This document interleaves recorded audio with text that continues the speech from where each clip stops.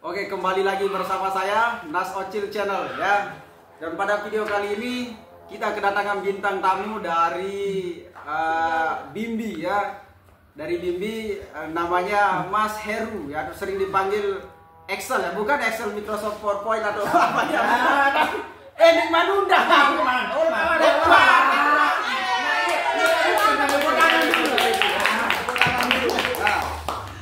Saya dengar kemarin ini Mas Heru ini pernah pergi muncak ya teman-teman. Ketika dia pergi muncak ke Gunung Rinjani kemarin, dia pernah mengalami hal-hal mistis dan hal-hal gaib di sana. Benar? Oh, benar sekali itu ya. Dan begini teman-teman, Mas Heru ini muncak dengan berapa teman kemarin? Baik, pertanyaan yang sangat bagus sekali. Bismillahirrahmanirrahim. Assalamualaikum warahmatullahi wabarakatuh. Mas Heru kemarin muncak dengan berapa orang? Kemarin itu bertepatan dengan 27 September 2017. Berarti kemarin 6 tahun berapa silam. tahun yang silam? Berapa? Sekitar 5 tahun yang sudah lewat. Oh, berarti sudah ngonek ya teman-teman ya. Sudah lama dia pergi muncak, tapi hal-hal mistis itu masih teringat sampai sekarang. Masih dan sangat bikin saya trauma sekali. Anda trauma sampai bulu. Ya, sampai saya itu sudah gantung sepatu untuk muncak lagi. Berarti Anda ini sudah pensiun karena Anda mengalami hal-hal mistis tersebut. Kalau untuk dari hal-hal mistis itu mungkin memang itu yang kita cari. Akan tapi untuk masalah berhenti muncak ataupun pensiun dari muncak gantung sepatunya itu kemarin itu ada tragedi yang dimana tahun 2023 itu ke Bukit Nanggi di sana itu. Bukan tragedi masalah horor mirror gitu ya. Akan tapi mungkin efek dari dimana kita menguji kredibilitas kita, menguji tingkat keroyalitasan kita kepada teman-teman. Nah, itu yang membuat saya trauma untuk muncak lagi bersama kawan-kawan yang sekarang ada ini, terutama Genzi ini. Berarti waktu muncak Rinjani itu Anda ini sengaja gitu menguji ilmu Anda ya? Oh iya, baik. Sama tuan guru. Oh baik, kita ada bisa disebut dulu ya, siapa nama-nama teman-temannya dulu? Kita bercerita dari awal tuh ya, 27 September 2017 itu yang dimana di sana itu kita diajak oleh Seram sekali. Al-Mukarram Tuan Guru Haji Jelani Akbar, pimpinan Yayasan Al-Barokah yang cukup jauh di sana lah ya, di jalur selatan sana. Beliau adalah pimpinan yayasannya, sama dua tokoh juga yang dari tokoh NU ini ya. Tokoh NU, Tuan Guru Haji Qadir namanya, teman beliau. Dulu belum jadi tokoh NU dan sekarang sudah jadi atau bagaimana? Memang dari dulu beliau ada tokoh NU. Iya. Siapa namanya? Tuan Guru Haji Qadir. Oh iya. Ya, beliau dari Lombok Tengah. Ya, teman beliau dulu yang sekolah di Yaman ya. Nah, baik.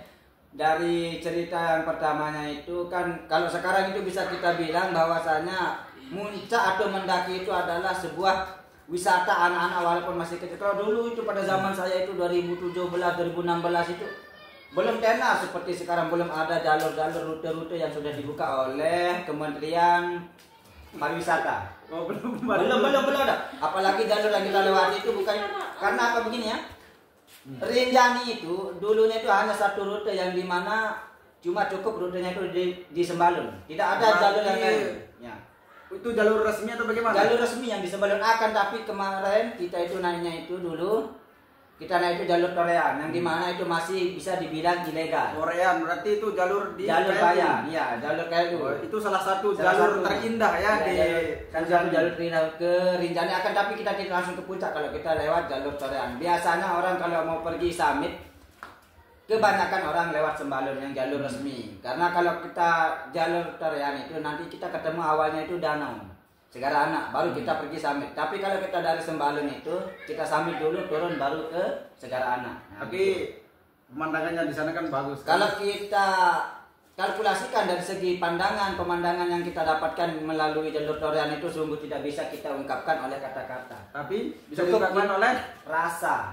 Rasa gimana rasanya? Nah, berbicara konteks soal rasa. Wah, ini. Oh iya. Nah, terus.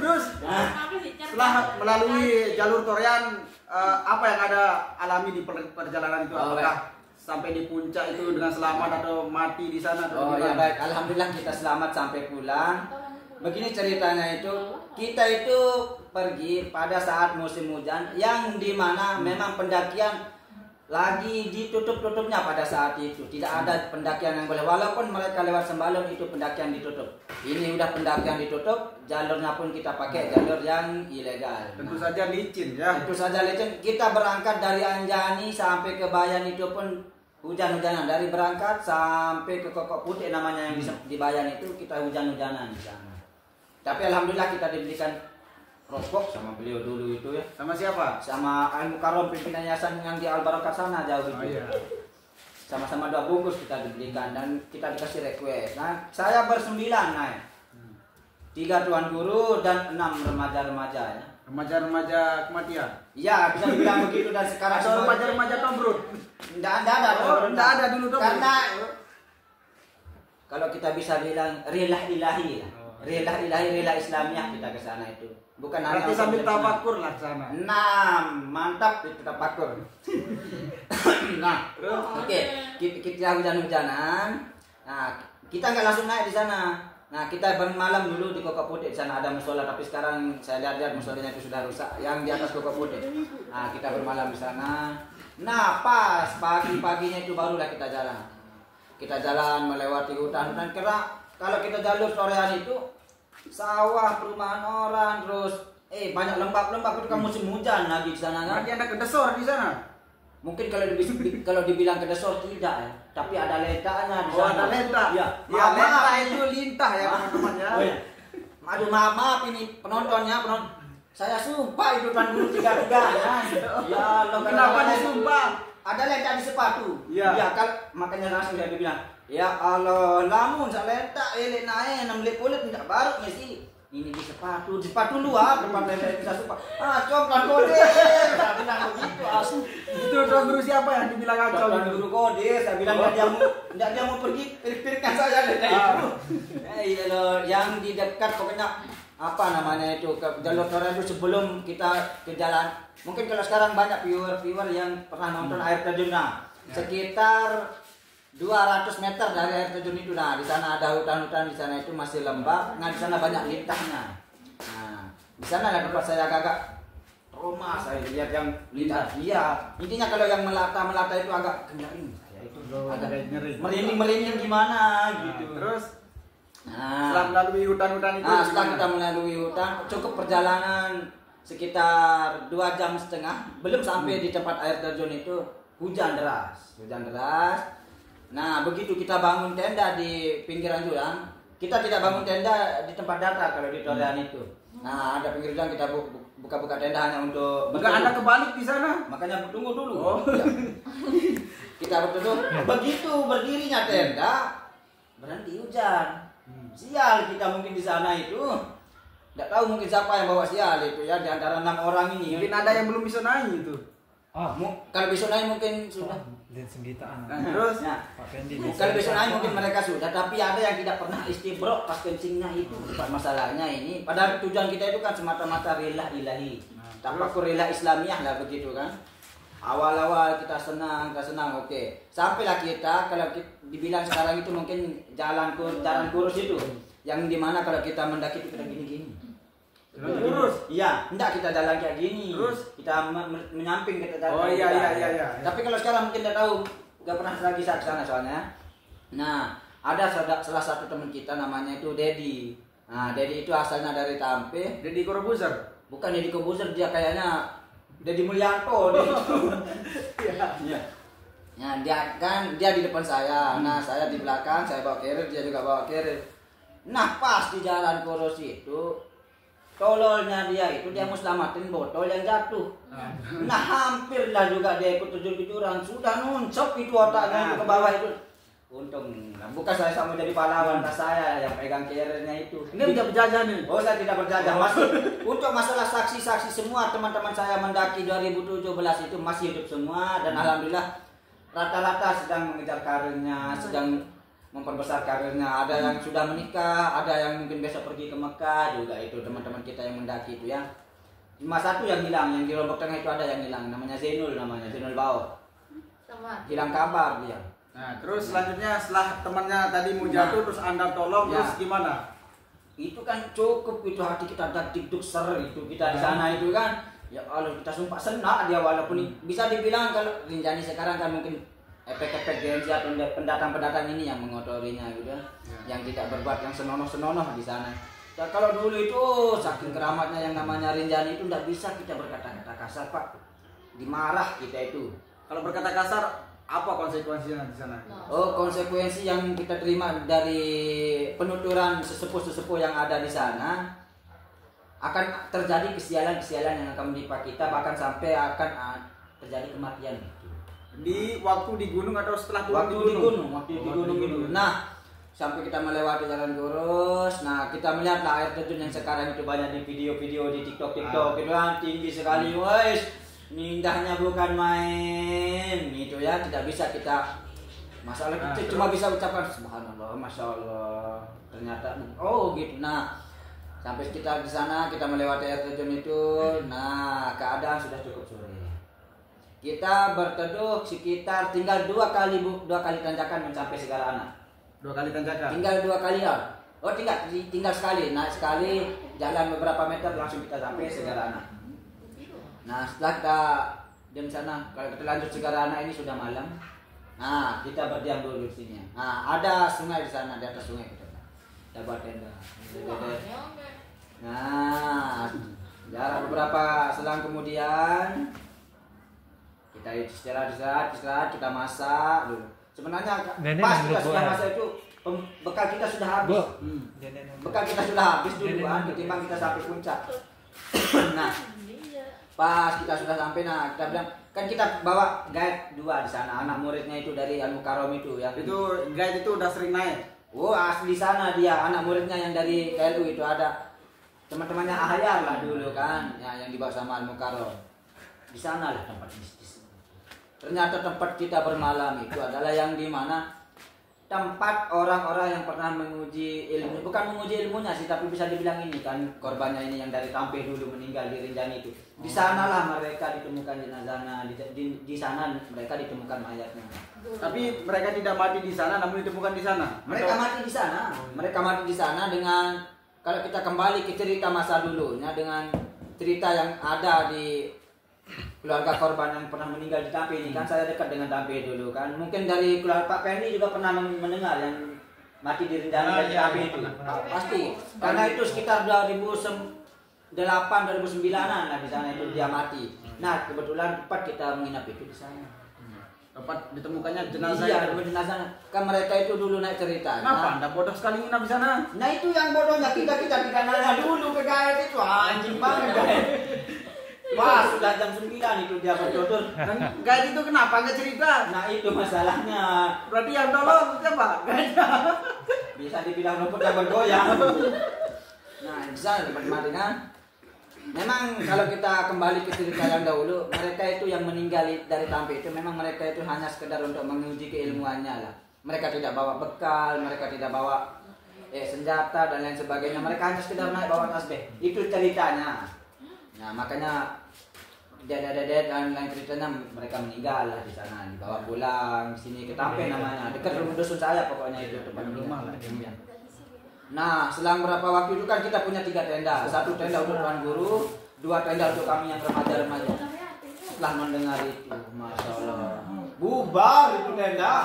Kita bubarkan 1 tenda, semua kumpul di 1 tenda. Oh, setelah mendengar cerita itu. Oh iya, saking takutnya kita nanti kita mati juga sih.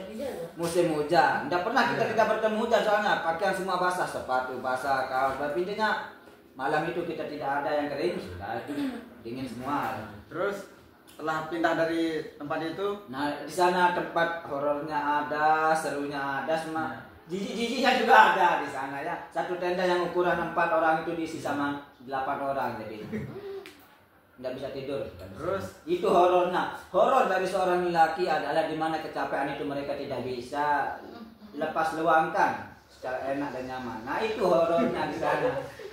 Karena kita tidak bisa tidur dengan nyaman. Terus di mana bisnisnya? Itu bisnisnya kita tidak bisa tidur. Oh, kita salah mengundang narasumber ini teman-teman. Stand up komedian. Nah, udah ada lucu-lucu. Terus bisnisnya di mana? Di bagian mana ini ceritanya? Kita belum ketemu bisnisnya ini. Terus, Nah, makanya tadi itu sudah mistisnya. Tidur yang tidak nyaman itu mistis paling menyeramkan itu dalam hidup itu.